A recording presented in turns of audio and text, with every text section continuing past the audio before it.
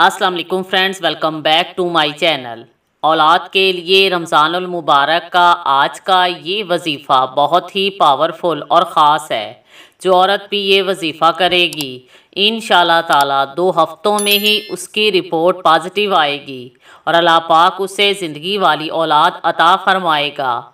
अगर आप लोग आज का वजीफ़ा हमारे बताए हुए तरीके से मुकम्मल कर लेते हैं तो इंशाल्लाह ताला अल्लाह पाक अपने फ़ज़लो करम से आपको नवाज देगा। ये बहुत ही कामयाब अमल है। इसकी मदद से हमारी बहुत सी बे औलाद बहनों ने कंसीव किया है। एक बात का ख़ास ख्याल रखें कि अल्लाह पाक की ज़ात से कभी भी मायूस ना हुआ करे। मायूसी इंसान को अल्लाह पाक की नेमतों से महरूम रखती है। हर तकलीफ़ और आजमाइश में अल्लाह पाक पर पूरा भरोसा रखें। हर खुशी, गम या परेशानी में अल्लाह पाक को याद करना शुरू कर दिया करें।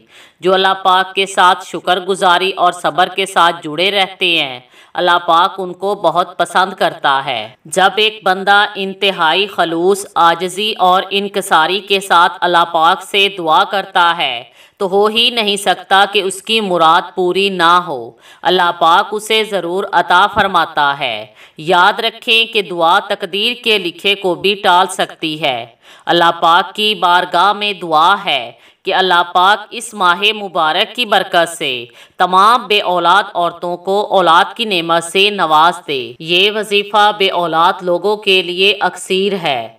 इसके लिए जो औरत भी बे औलाद हो वो इशा की नमाज अदा करने के बाद बावुज़ू हालत में 786 मरतबा बिस्मिल्लाहिर्रहमानिर्रहीम पढ़े। अव्वलो आखिर 7 मरतबा दुरूद शरीफ पढ़े और औलाद के लिए दुआ मांगे। इंशाल्लाह ताला उसे हामला होने में जो भी रुकावट होगी वो दूर हो जाएगी। अल्लाह पाक के हुक्म से हमल ठहर जाएगा और अल्लाह ताला उसे औलाद की नेमत से नवाजेगा। Thanks for watching.